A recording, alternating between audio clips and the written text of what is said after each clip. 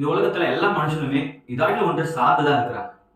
சொல்ல முடியாது நான் எதையுமே சார்ந்து இல்லை, என்னால தனியா நிற்க முடியும், என்னால சரி எல்லாத்தையும் பண்ண முடியும், என்னால தனியா எதை ஒன்றும் சாதிக்க முடியும் நம்மளால சொல்ல முடியுமே தவிர, ஆனா நம்மளால மற்ற காரியத்தை சார்ந்து இல்லாம எதையுமே பண்ண முடியும்.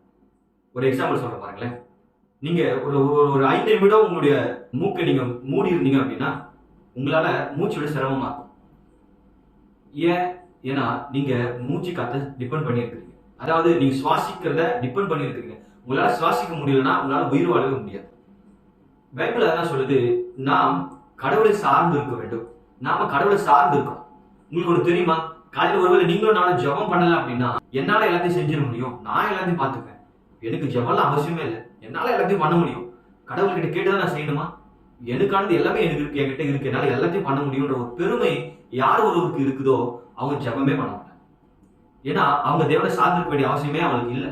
இன்னைக்கு நீங்களும் நானும் தேவனை சார்ந்து இருக்கிறோம் அப்படின்னு சொன்னா நிச்சயமா நம்ம கிட்ட பெருமை இருக்காது, ஆனா நம்ம கிட்ட ஆவியானவருடைய வழிநடத்துதல் கண்டிப்பா இருக்கும். ஒருவேளை நீங்க நான் என்ன எதுவுமே சார்ந்து இல்லப்பா, நான் என்ன சார்ந்துதான் இருக்கிறேன் அப்படின்னு நீங்க நினைக்கிறீங்களா?